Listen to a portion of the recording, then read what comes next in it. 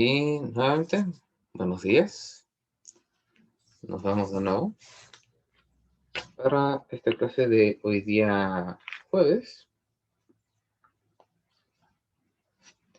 Si bien estábamos recién terminando de ver lo que era el contenido de movimiento relativo, am, lamentablemente tengo que dejar este contenido atrás para poder empezar con lo que corresponde a esta clase, que es la nueva unidad.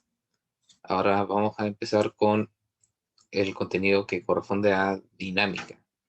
Y es donde vamos a revisitar, si es que ya han visto esto en media, lo que son las leyes de Newton, fuerzas y diagramas de cuerpo libre, todo eso. Y con esto voy a empezar compartiendo una presentación, ya que eh, si es que vamos a pasar contenidos teóricos y, claro, hablando más cualitativamente que analíticamente con ecuaciones y todo, es preferible que veamos la presentación. Parece que lo hayan iniciado. Bien. Dinámicas y leyes de Newton.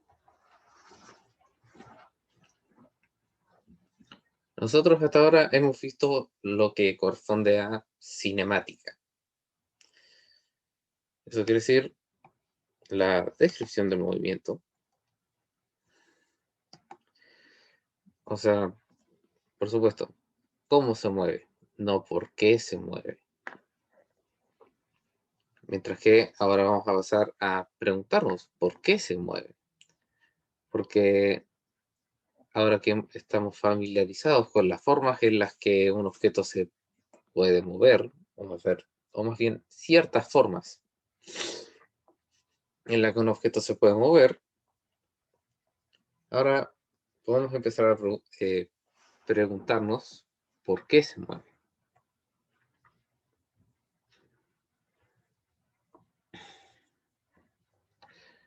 Bueno, primero, aquí tenemos al tiro las leyes de Newton y dos ejemplos de lo que implica la primera ley. Disculpen. Hay una alerta.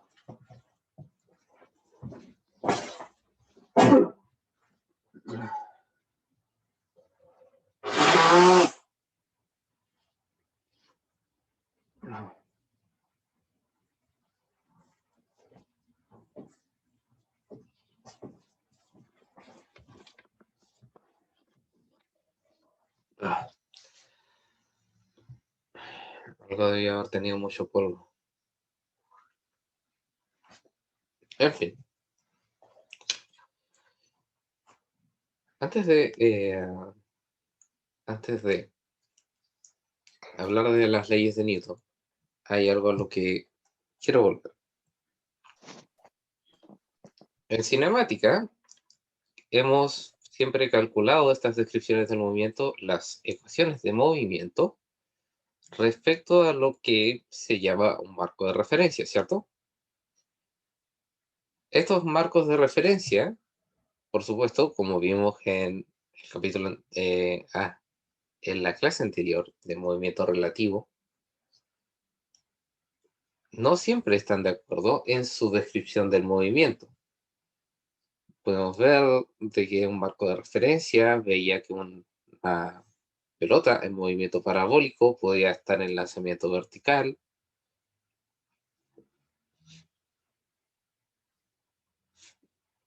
O, por ejemplo, un móvil que se mueve a velocidad constante hacia arriba, podría ver de que esta pelota simplemente no se mueve hasta que llega el tiempo de la altura máxima y empieza a caer eh, y empieza a caer con aceleración menos g.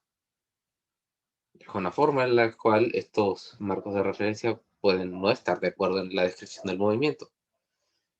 Pero hay algo en lo que están de acuerdo, y es algo que solamente podía mencionar a la hora de introducir esto, que es la aceleración.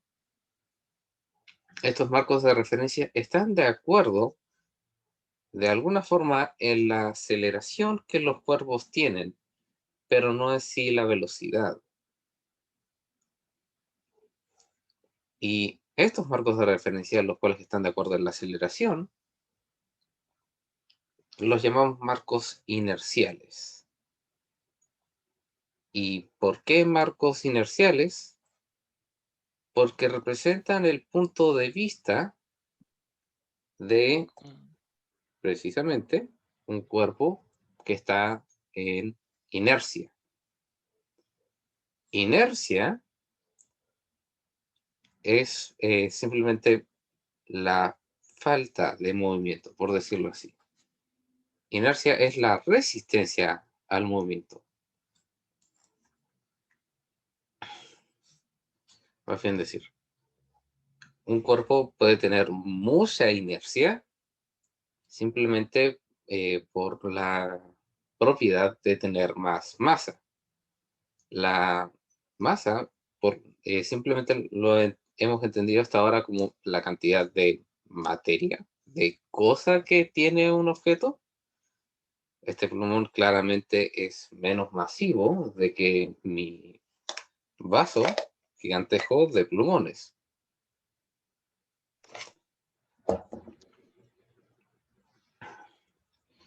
Entonces, este plumón se va a resistir menos al movimiento que este vaso de plumones.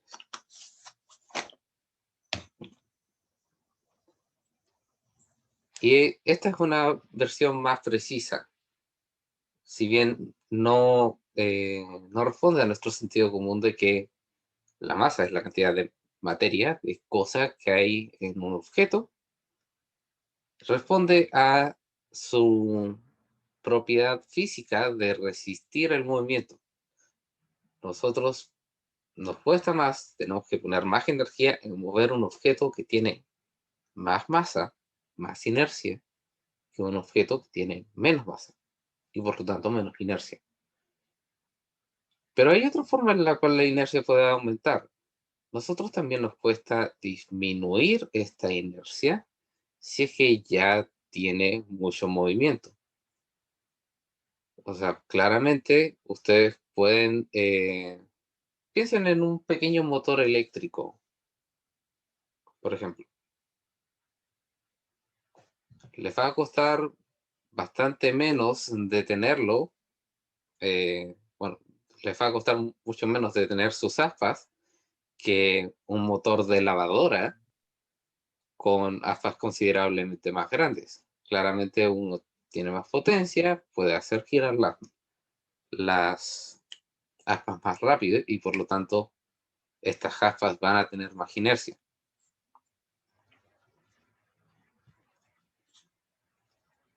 Entonces, ¿cómo responde esto al principio de inercia? El principio de inercia nos dice, un cuerpo mantendrá su estado de movimiento, reposo o con velocidad constante hasta que una fuerza cambie su estado. Entonces, un objeto, ya sea que respecto a nuestro marco de referencia, esté quieto, o más bien sin importar eso, un objeto que se esté moviendo o esté quieto va a tener cierta inercia y esta no va a cambiar hasta que uno le aplique una fuerza. Eso sí, eh, estamos hablando en esta versión del principio de inercia de un objeto que esté quieto o en movimiento rectilíneo uniforme, velocidad constante. Entonces, si atrapamos un objeto en velocidad constante, nosotros le aplicamos una fuerza para hacer que se detuviese. Ahora, creo que esto es suficiente preámbulo para que podamos empezar a revisitar las otras leyes. Ahora, aquí está como el principio de masa, pero honestamente no me gusta el nombre. Simplemente lo entendemos como la sumatoria de las masas ejercidas sobre un cuerpo es igual al producto de la masa del dicho cuerpo por la aceleración que éste adquiere.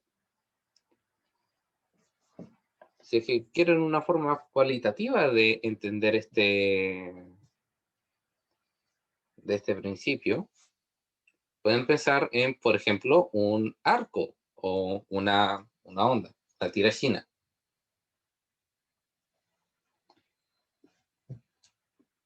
Nosotros podemos ver en una tirachina de que, a pesar de que la pelota en la tirachina avanza hacia adelante, no hay nada que la esté empujando directamente hacia adelante, ¿no? Voy a pasar a la pizarra con este ejemplo. Por una razón tengo la sospecha de que estoy despejado. Ahí está cuestión que me escribió.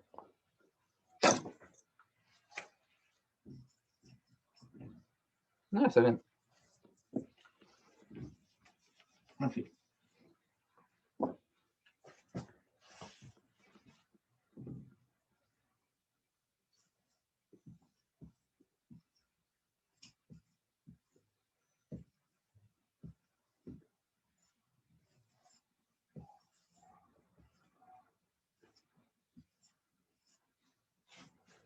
Este es un mal dibujo de una tirachina. O más bien, voy a tratar de hacerlo más ilustrativo.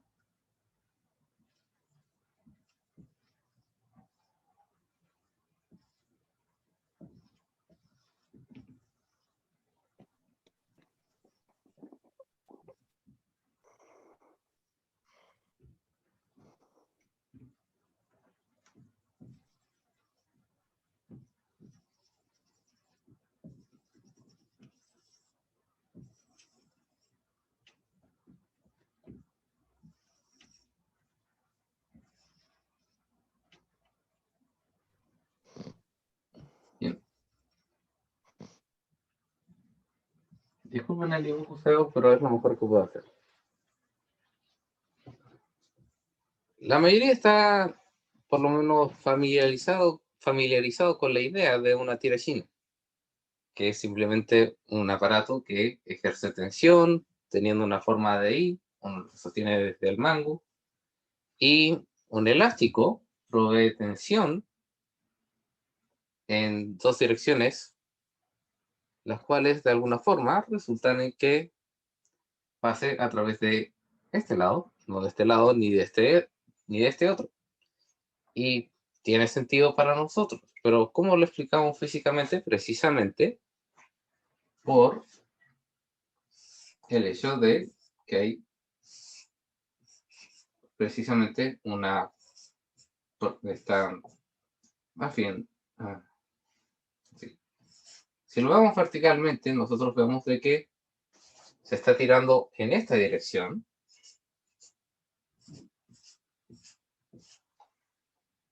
y en esta dirección. Pero estas dos direcciones resulta de que tienen aproximadamente el mismo ángulo desde este lado que de este lado. Entonces, si es que yo los interpretase como vectores, tengo que las componentes que van directamente hacia adelante se suman, mientras que las componentes horizontales se cancelan.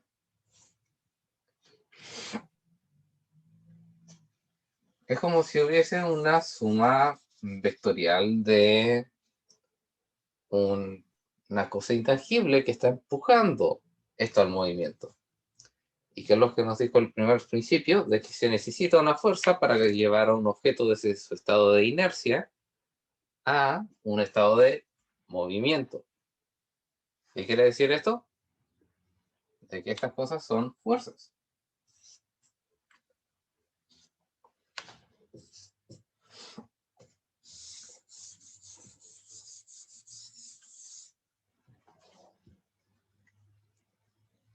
Entonces, volviendo a la presentación,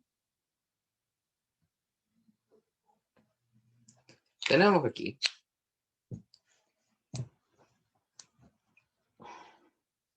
que para acelerar un objeto, así, más bien, tenemos que las aceleraciones de un objeto son resultado de una suma vectorial de fuerzas. Esta suma vectorial nos va a dar la dirección y módulo de esta... para dar la dirección y el módulo de la aceleración. Y por supuesto, esta suma vectorial de fuerzas, aquí escrito como F sub t, la vamos a llamar fuerza neta.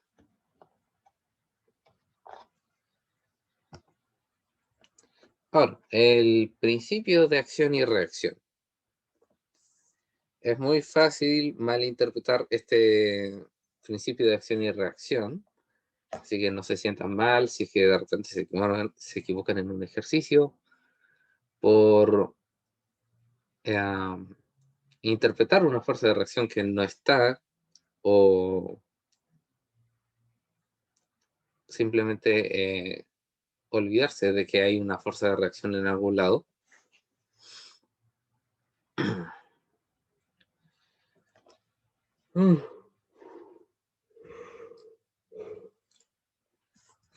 Pero es más que nada eso. Si es que aplicamos una fuerza, la inercia del objeto va a resultar en una resistencia al movimiento. Un objeto en inercia no quiere cambiar su estado de movimiento. Entonces este se resiste. Y por lo tanto tiene una fuerza de reacción, la cual es de módulo así. Ejerce la misma fuerza, una fuerza de igual módulo y de sentido opuesto.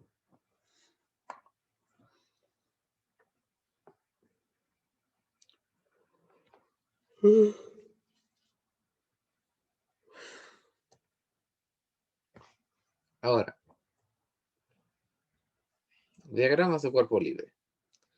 Esta es la manera, es el método con el cual nosotros aplicamos las leyes de Newton.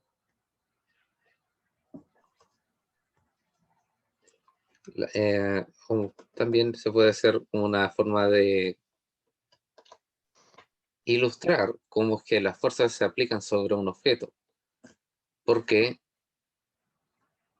hasta ahora, así. Ahora, en este curso, o más bien durante esta unidad, estamos considerando solamente una forma de moverse, que es traslación, cambiar de posición. Hay, por supuesto, otras formas de moverse. Uno puede vibrar, uno puede girar. Ahora solamente estamos hablando de traslación, cambiar de posición. Ahora, para cambiar de posición, las fuerzas se entienden como que se aplican respecto al centro del objeto. Entonces, nosotros hemos puesto aquí un marco de referencia sobre el centro de la podadora. Ahora, el resultante de, más bien, el diagrama de cuerpo libre resultante es una superposición de estas fuerzas. Ahora, cualquier marco de referencia, cualquier sistema de coordenadas X, Y, va a estar de acuerdo en el diagrama de cuerpo libre.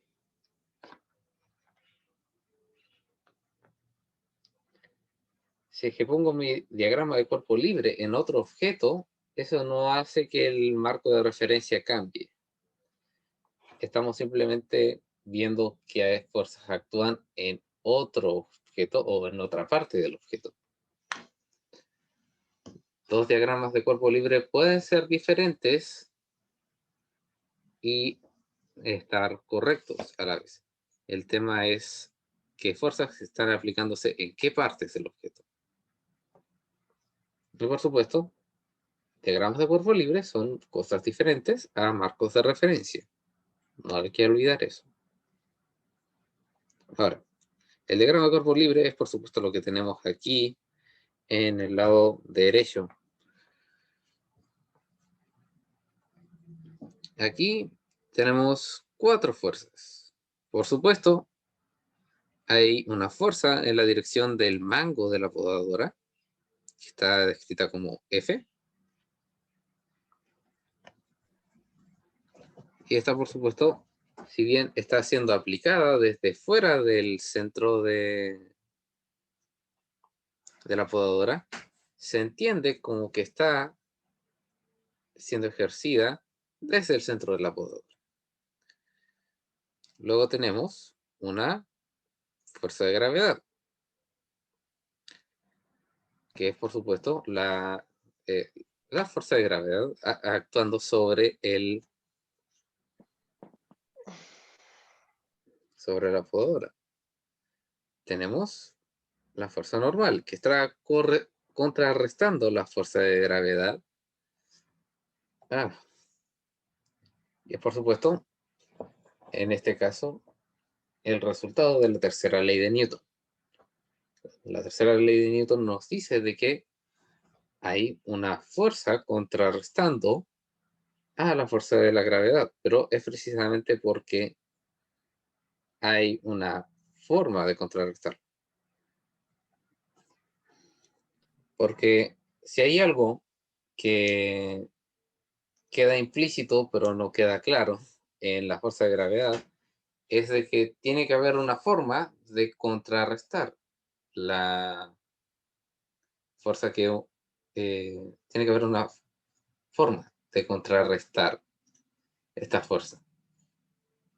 Porque si es que yo suelto un plumón, queda a la merced de la fuerza de gravedad. No porque exista la fuerza de la gravedad que está claramente ejerciendo una fuerza sobre este plumón, quiere decir de que cuando yo lo suelte no se vaya a caer. El plumón en sí no puede resistir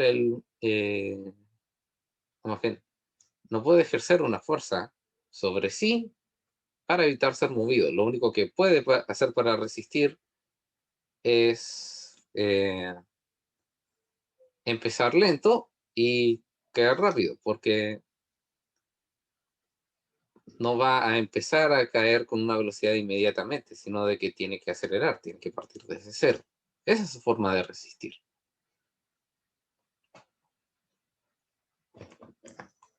Para que exista una reacción, tiene que estar así, tiene que estar siendo en alguna forma detenido o estar interactuando con otro objeto. Y en este caso, lo que está contrarrestando la fuerza de la gravedad es el suelo. Y es por eso de que existe una fuerza de reacción que llamamos la normal. Si es que no hay suelo, no hay normal. Y por lo tanto, no aplica la tercera ley de Newton. Si es que hay suelo, si es que el objeto está sobre el suelo, es porque hay una fuerza de reacción llamada normal que contrarresta el peso y evita de que ésta se caiga. Ahora, suficiente sobre esa nota de la tercera ley de Newton. La última fuerza que está mencionada en este diagrama de cuerpo libre es la fuerza de roce, que la vamos a describir prontamente, eso espero. Por supuesto, la fuerza de roce es una fuerza de reacción al movimiento horizontal cuando las superficies pueden resistir este movimiento horizontal. Una superficie muy bien lubricada va a resistir mucho menos que una superficie la cual es rugosa. Hay una gran diferencia en arrastrar algo que está cubierto de velcro que algo que está cubierto de aceite.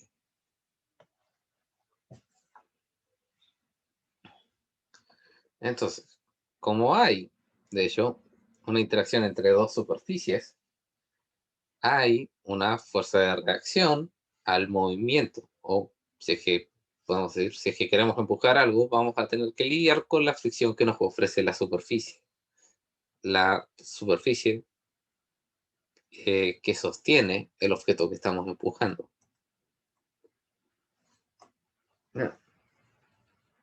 Y aquí son problemas. Bueno, voy a tener que dejar aquí y voy a tener que empezar a hablar de las fuerzas de roce aquí en la pizarra.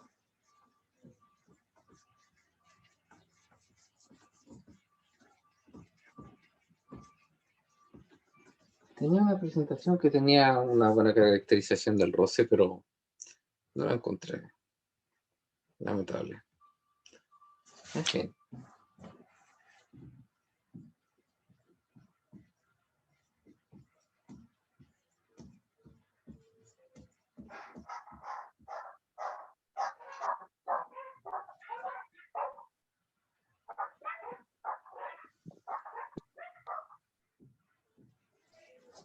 Bien. Primero,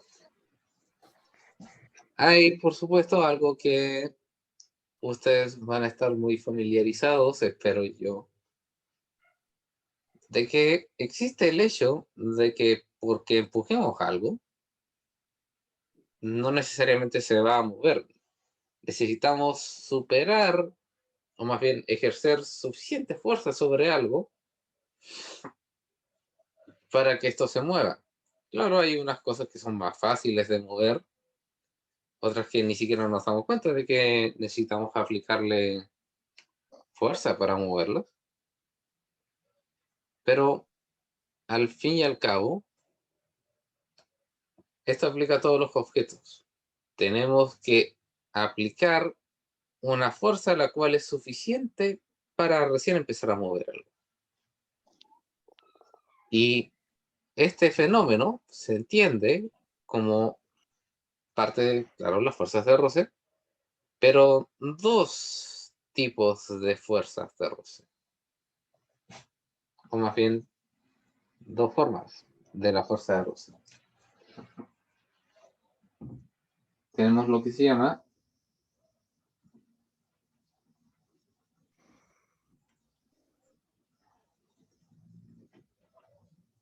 primero el roce estático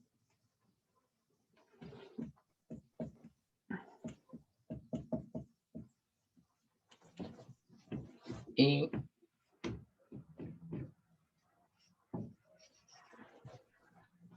el roce cinético.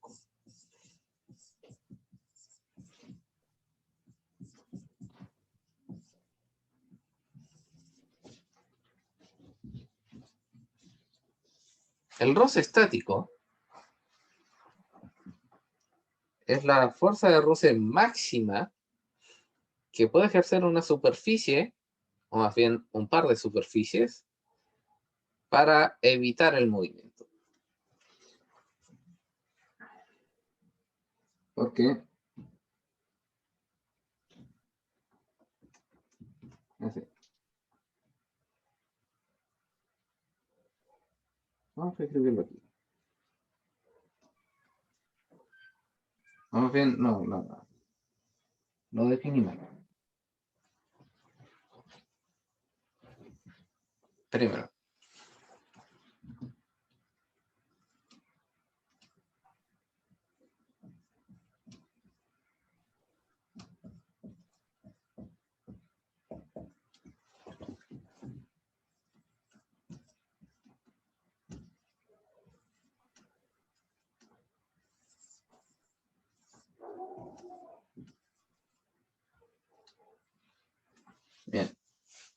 Lo que está aquí es la ecuación que define el módulo de la fuerza de roce estático. Tenemos un coeficiente de roce estático y multiplicado por, por el módulo de la fuerza normal, la fuerza que contrarresta la fuerza de gravedad, nos va a dar la fuerza de roce estático. Ahora, para definir bien la fuerza de roce estático, roce estático máximo. Sí. Sí. Esta es la fórmula para la fuerza de roce estático máximo. Y por máximo me refiero a que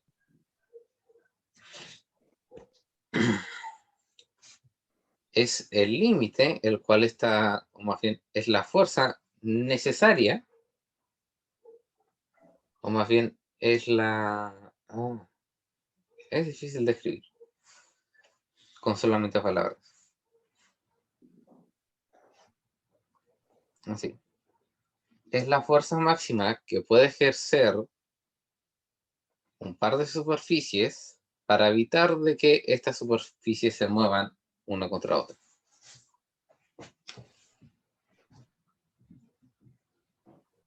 Y para ilustrar este ejemplo, simplemente piensen en un bloque muy grande y el suelo.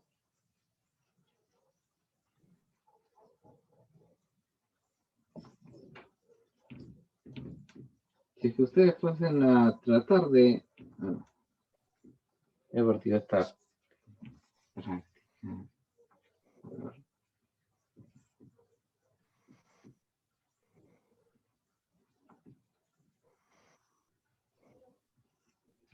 Sí.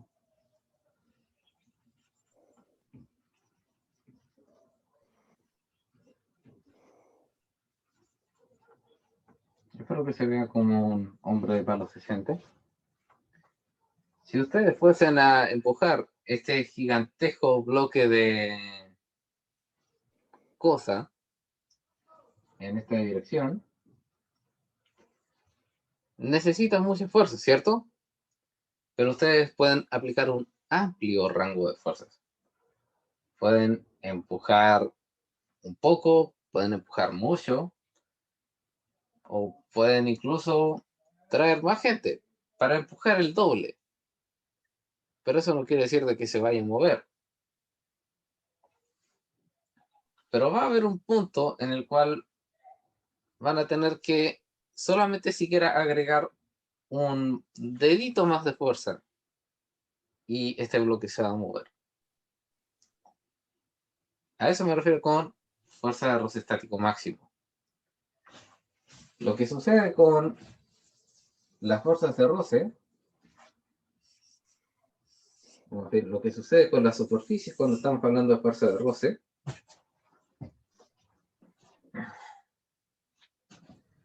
es que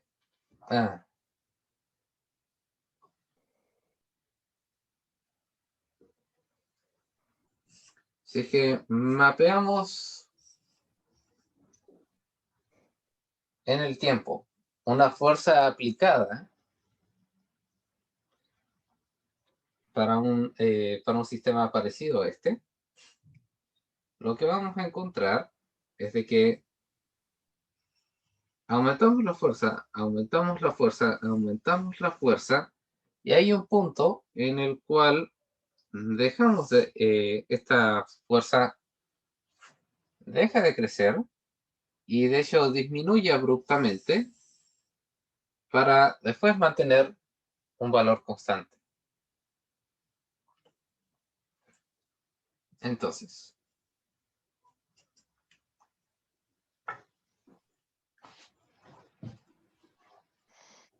todos estos valores de fuerza representan una fuerza de roce estático. Todas estas fuerzas que no fueron suficientes para empujar el bloque están en este gráfico. Este valor es una fuerza de roce estático. Este valor también es una fuerza de roce estático. Este valor también es una fuerza de roce estático. Este valor de aquí es el que está en la ecuación que ustedes ven ahora en la pizarra. Es la fuerza de roce estático máximo. Es el valor así.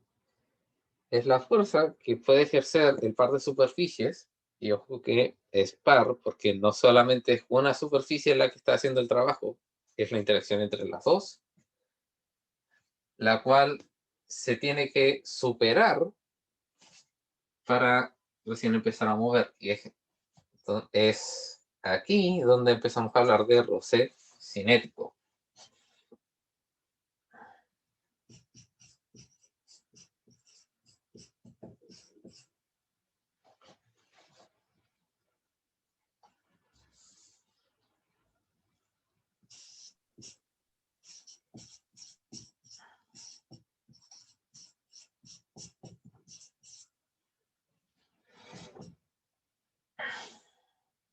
Bien.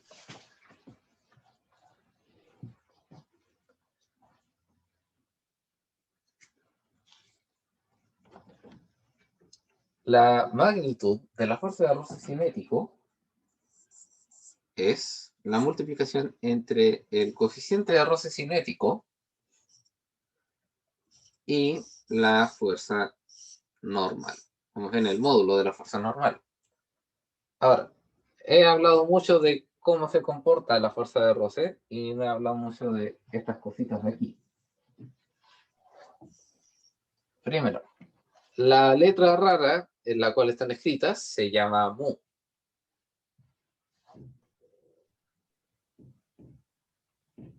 Y se lee mu. Es como una letra del alfabeto griego. Siempre usamos, nos encanta en física usar letras del alfabeto griego. Se ven bien. Es más que nada por eso. Entonces, los coeficientes de roce, tanto estático como cinético, son cantidades sin unidad, esencialmente matemáticas, las cuales están entre 0 y 1, no inclusivo.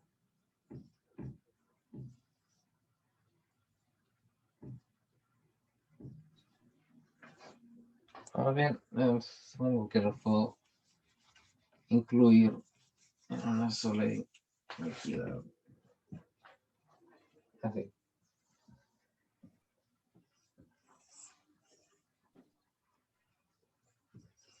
Hay una propiedad muy importante respecto a estos coeficientes. No solo de que están entre 0 y 1 y son esencialmente una cantidad matemática que se debe medir, sino de que el coeficiente de roce cinético es siempre menor que el coeficiente de roce estático. Y es precisamente por el fenómeno que estoy describiendo en este gráfico. Uy, mucho azul, se va a volver confuso. Déjenme verlo con otra cosa.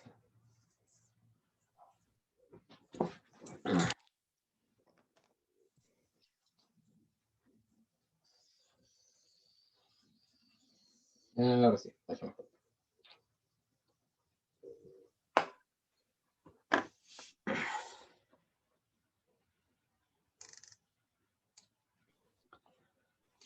Ahora, respecto al roce cinético, recuerden de que este gráfico representa una fuerza que está aumentando a medida del tiempo. Es como si este muchacho de aquí, o muchacha, quién sabe, es capaz de aplicar una cantidad de fuerza cada vez más grande sin ningún límite en específico. El roce cinético, por supuesto, tiene un valor fijo independiente de qué tan fuerte uno responda más allá de la fuerza de roce, más allá de la fuerza de roce estático máxima.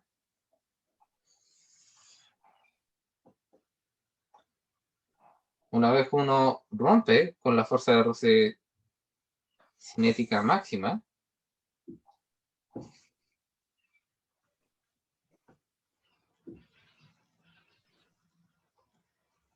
¿por qué tiene que ser tan fino?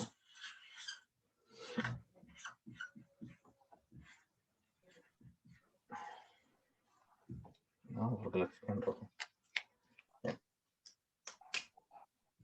Uno cuando ya rompe con la fuerza de roce,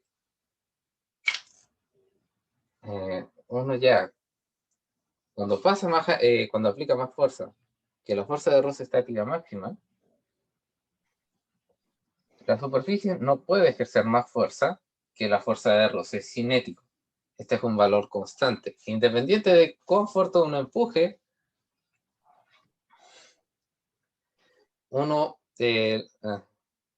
independiente de cuán fuerte uno empuje, si es que uno ya está moviendo, la superficie va a resistir, las superficies van a resistir exactamente la misma cantidad. Si es que yo empujo más cuando la cosa ya se está moviendo, simplemente va a acelerar más. Y si yo empujo menos, solamente un poco menos, todavía voy a seguir acelerando. Si es que yo empujo menos que la fuerza de roce estático, voy a volver a estar quieto.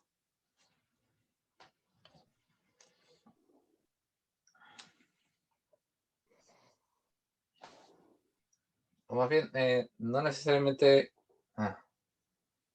disculpen. Verán, aquí hay una diferencia pequeña.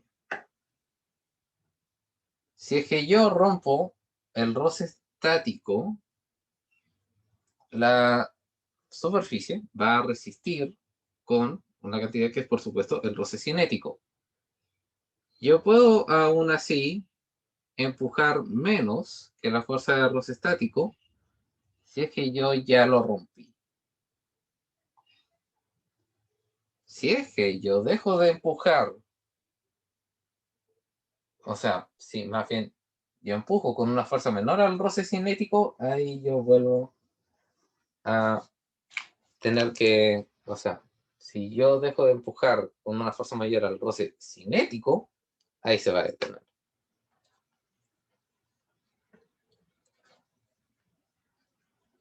Ahora, sé que he dicho cosas muy confusas ahora, pero quiero terminar esta cosa de contenido con una nota muy importante respecto al roce cinético.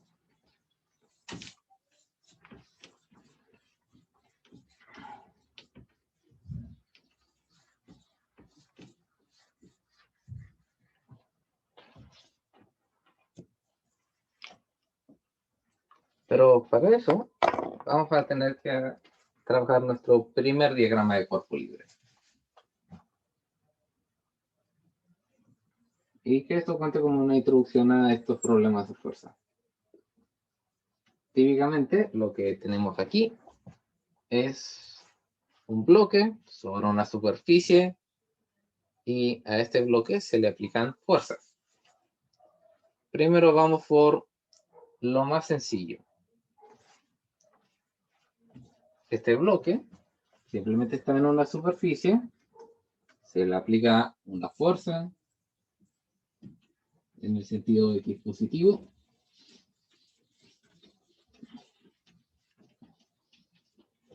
Y no hay roce entre las dos superficies. ¿Qué se hace?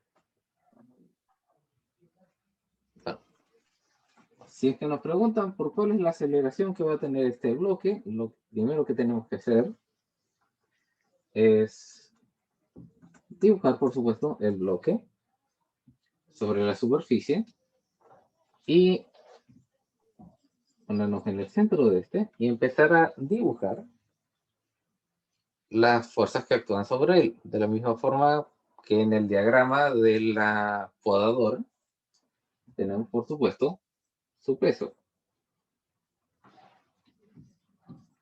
Para introducirlo, el peso, o más bien la fuerza del peso, es un vector, el cual tiene como ecuación la masa del objeto por el vector de la aceleración de gravedad. Pero siempre tratamos a esta cantidad como menos m por g por cualquier dirección sea abajo. Típicamente menos i, menos j. Por lo menos yo prefiero trabajarla como prefiero trabajarla de esta forma, en la cual simplemente la dirección, signo negativo, mg. Por supuesto, dije que estaba sobre una superficie, así que esta superficie está evitando que se caiga por la tercera ley de Newton. Hay una fuerza normal. Ahora, no hay otra fuerza aplicándose sobre este bloque más allá de la que dije que estaba aplicándose en el sentido positivo. Entonces, esta suma vectorial, así, esta suma vectorial, típicamente las tenemos que tratar eje por eje. Si bien en cinemática podríamos tratar los vectores en una sola ecuación y juntábamos los x con los x y los y con los y, o más bien los y con los y los x con los x. Aquí típicamente nos concentramos en, más bien, usamos esta ecuación, la sumatoria de las fuerzas igual a masa por aceleración, la trabajamos de esta forma. La sumatoria de fuerzas en X, o más bien la sumatoria de los componentes horizontales de las fuerzas, es igual a masa por aceleración en X, y la sumatoria de fuerzas en el eje Y, o más bien los componentes verticales de las fuerzas, son iguales a la masa por la aceleración en el eje Y. Eso es porque típicamente vamos a tener cantidades las cuales son incógnitas, ya sea en el eje X o en el eje Y.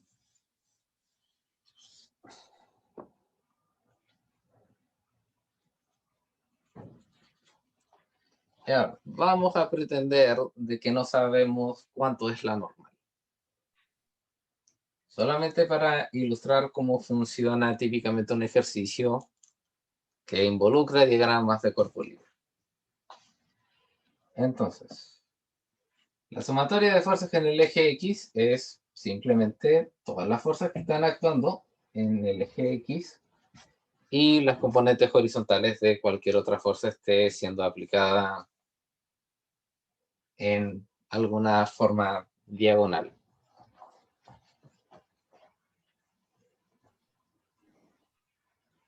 Entonces, fuerzas en el eje X es simplemente F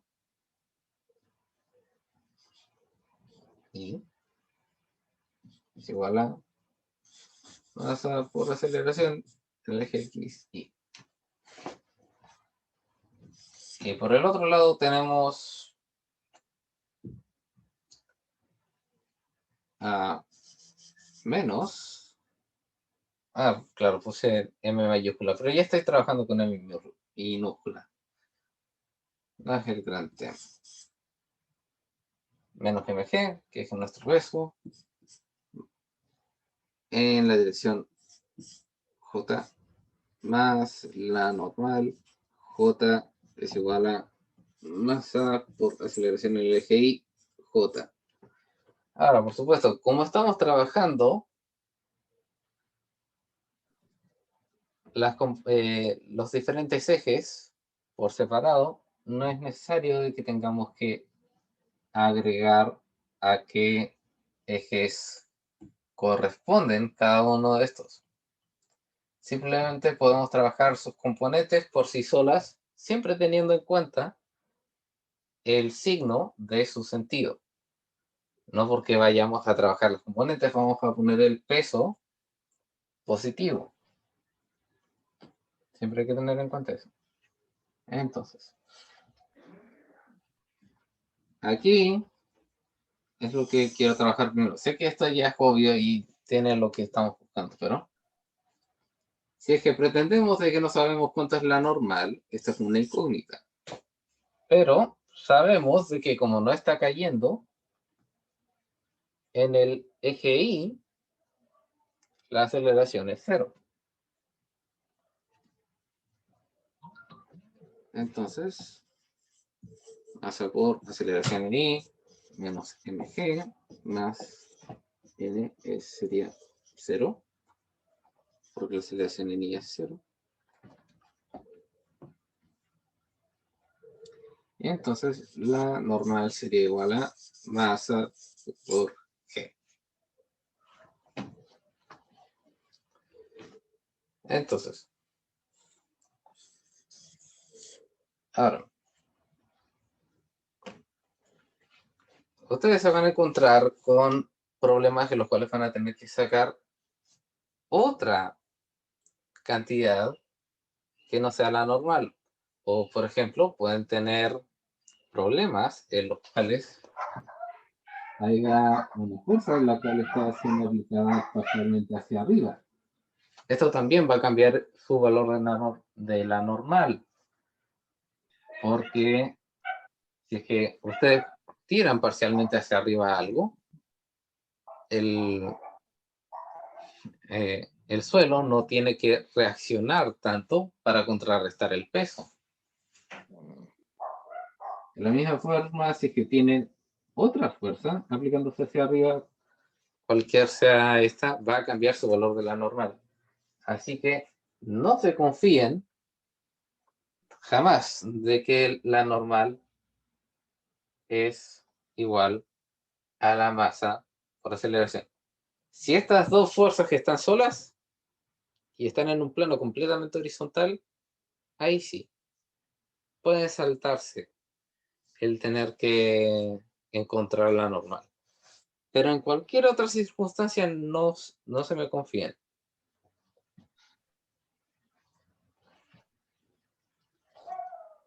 Ahora,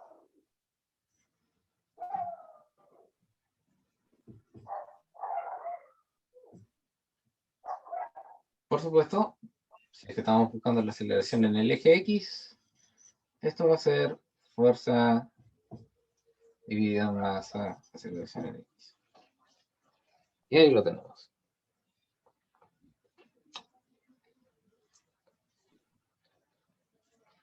Ahora, quiero repetir esto, pero quiero ahora tener roce.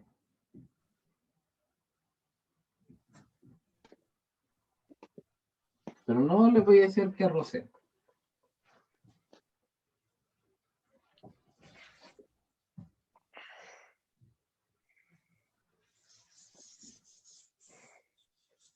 Porque hay algo que quiero dejar, quiero que tengan claro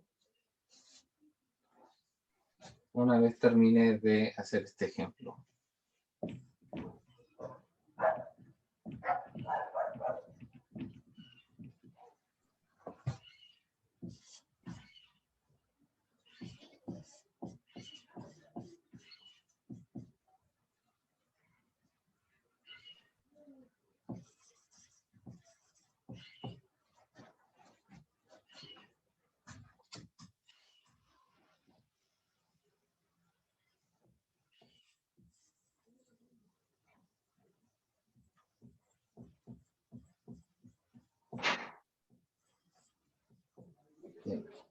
Voy a dejar la aceleración en X expresada de esta forma.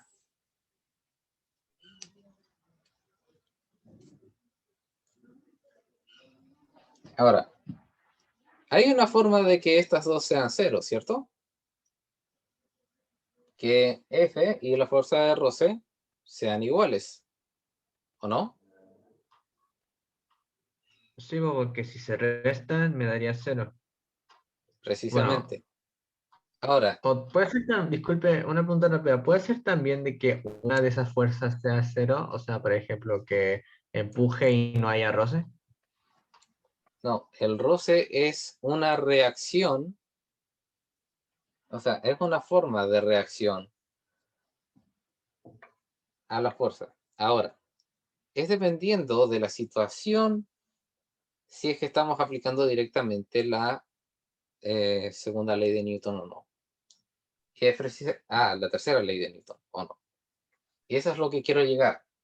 El hecho de que esta expresión de aquí sea cero no quiere decir de que el bloque esté quieto, sino de que simplemente no tiene aceleración. Sí, la aceleración.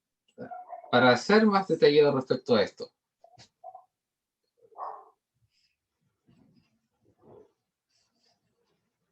Pero se refiere es que a... el bloque está quieto, o más bien, tienen que sacar esta conclusión al revés.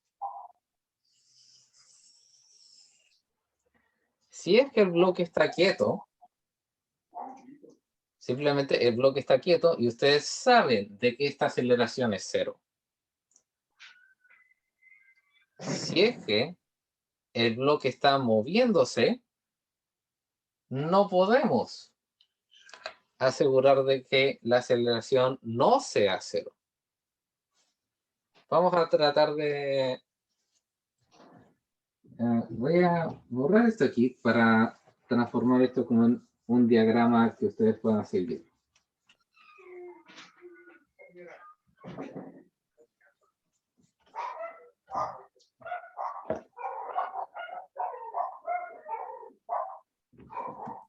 Una consulta. ¿Sí? Se refiere a que, por ejemplo, si da, o sea, si eso da cero, por lo tanto la aceleración es cero, no quiere decir que esté quieto porque puede estar en velocidad constante, por ejemplo. Precisamente, a eso quería llegar. Ah, ya, ya.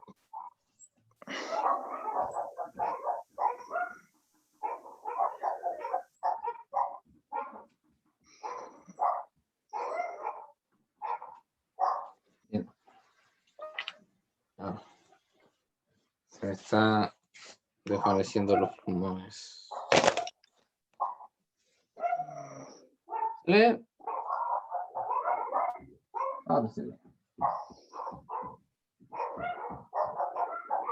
Si nosotros sabemos a priori de que el bloque está quieto, esto implica primero de que la aceleración del bloque es cero en todos los ejes, porque por supuesto si es que está quieto, si es que no se está moviendo, precisamente es porque no se está moviendo en ningún eje, ni arriba ni abajo. Y por supuesto, ustedes podrán entender de que si es que el bloque está quieto en uno de los ejes, es porque la aceleración en ese eje es cero.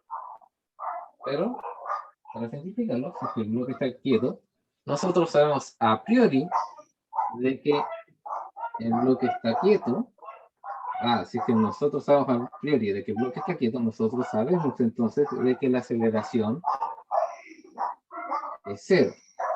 Lo que nos dice que si es que hay roce,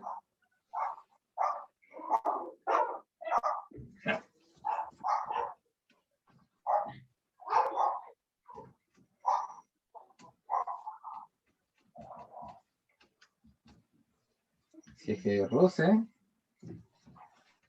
esto implica de que la fuerza de roce es igual, así, la fuerza de roce es estática. Primero, que la fuerza de roce es estática.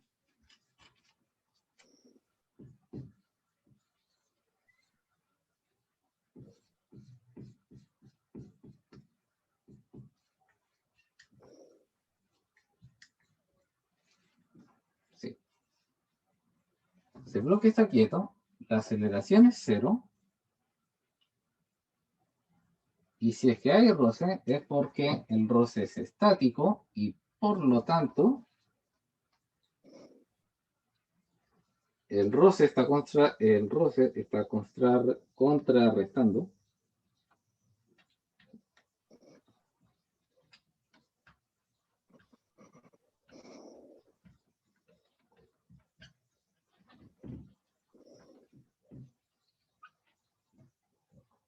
el resto de las fuerzas.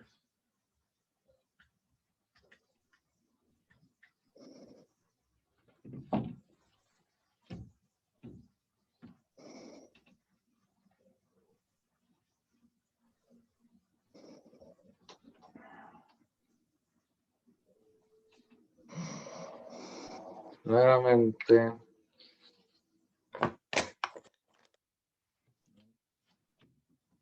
Nada más.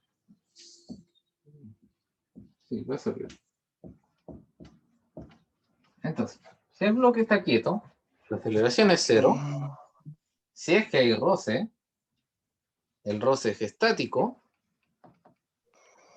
Y si es que el roce es estático, eso quiere decir de que el roce está contrarrestando el resto de las fuerzas. Ojo, que esto tiene un asterisco.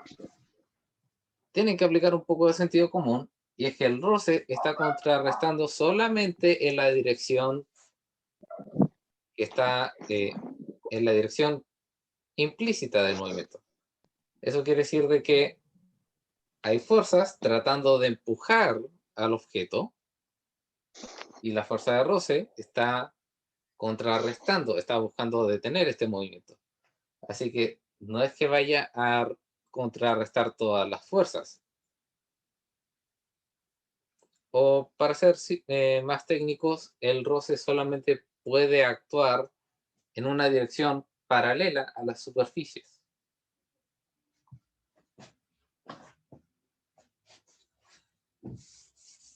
Por ejemplo,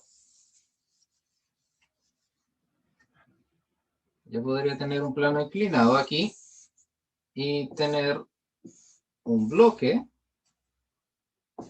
de esta forma. No, nuevamente. Plomo negro entonces. Ahí sí.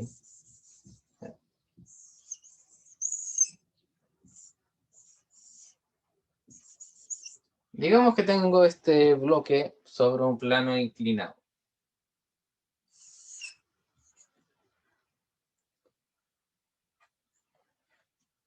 Y yo quiero aplicar una fuerza aquí, pero el bloque resiste moverse. ¿En qué dirección está actuando el roce? ¿Está actuando hacia allá o está actuando hacia allá?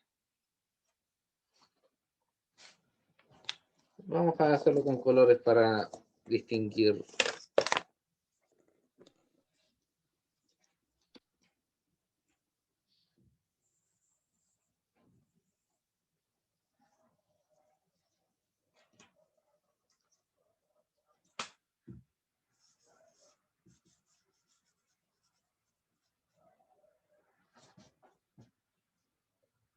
Entonces, si tengo esta situación, ¿el roce está actuando en la dirección verde o en la dirección roja? La dirección verde, paralela a la superficie. Precisamente. Lo tienen clarísimo. Así que, si es que les hablé de uno de estos, no me vengan a salir con un rojo porque me dieron a entender de que lo entendieron. Es un chiste, por supuesto.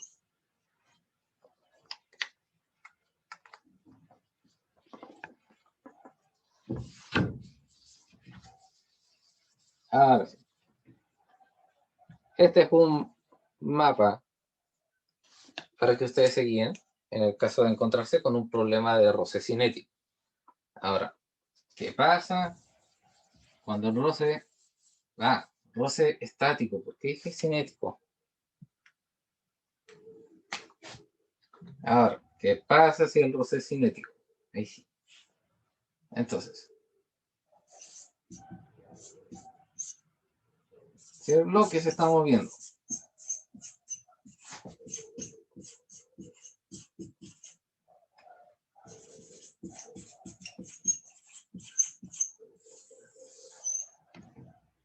el bloque se está moviendo,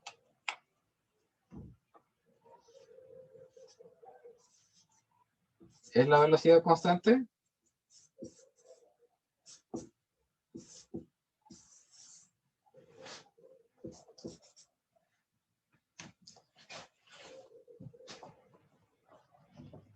Si en el caso de que sea que sí, nos empezamos a preguntar si es que hay roce.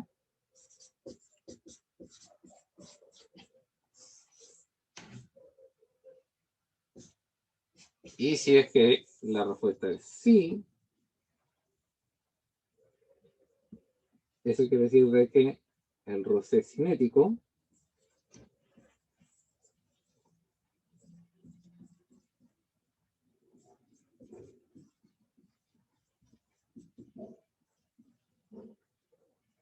Y que la sumatoria de las fuerzas es igual a 0.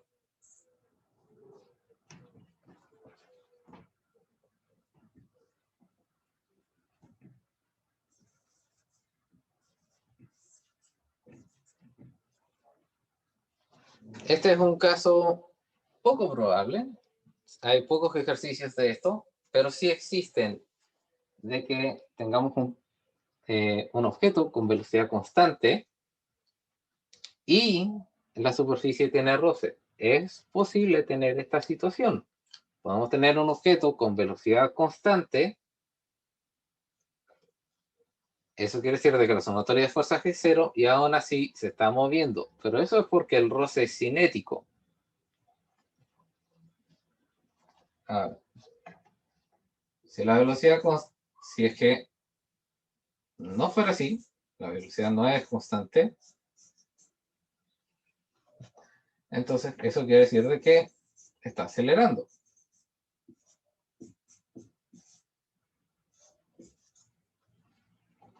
Eso simplemente quiere decir de que la sumatoria de fuerzas es distinta de 0 y por lo tanto es igual a masa por la aceleración. Y hay que hacer el mismo trabajo que hay que hacer en todos los diagramas de cuerpo libre. Así de simple.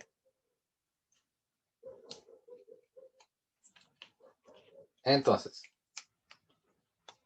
esto de aquí es simplemente para que no saltemos a conclusiones cuando podemos tener otras situaciones en las cuales no hay que descartar simplemente por el hecho de que el resto sea más común que las otras.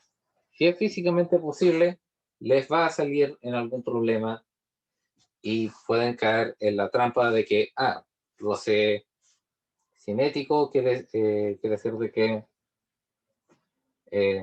está contrarrestando a todas las fuerzas. O si es que no hay aceleración, el bloque está quieto. Eso no es así. Primero tenemos que ver si es que el bloque se está moviendo o está quieto.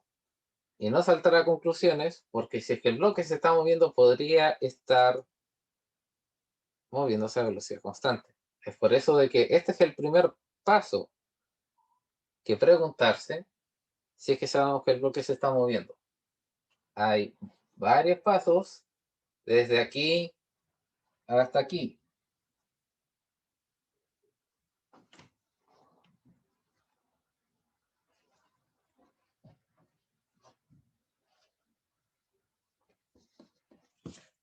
Claro, no porque el bloque esté quieto va a haber roce. Podría haber un bloque colgando desde una cuerda. Eso quiere decir que el bloque está quieto, pero no quiere decir de que haya roce, porque para que haya roce tiene que haber superficies. Pero no está incluido porque debería ser sentido común. O sea, lo que usted quiere decir que para que haya roce tiene que estar en contacto con la superficie, ¿no? Sí. Hay que tener contacto. Vale. Ah, ok. Si es que lo necesitan, lo pueden agregar a este mapa. Esto lo acabo de improvisar. Esto puede mejorar bastante. Ahora, me pasé 10 minutos de la clase. Les prometo de que mañana vamos a ver ejercicios. Los voy a hacer paso a paso porque, por supuesto, este es contenido nuevo, así que necesitan una línea de pasos los cuales poder seguir que los van a llevar a la respuesta sin tener que desviar mucho de una rutina, pero tampoco tienen que caer en la rutina. Si me permiten unos minutos, solamente quiero recordarles de que este domingo y este sábado se vota, así que vayan a donde sea que tienen que ir para informarse respecto a los candidatos que ustedes sienten que los representan para constituyente, alcalde, concejal y gobernador. Sé que la oficina de concejal es un tanto no muy entendida. Uh, quizás sientan de que simplemente vayan a elegir por el partido y van a ser capena ni tiene tú. Pero ahora, más que en ningún momento de la historia de Chile, es importante que ustedes sean votantes informados. Y ahora, más que nunca, no hay excusas para informarse respecto a qué candidato representa lo que ustedes creen. Así que no solamente vayan a votar informados. Y nos vemos mañana viernes. Voy a detener la grabación y voy a atender sus preguntas.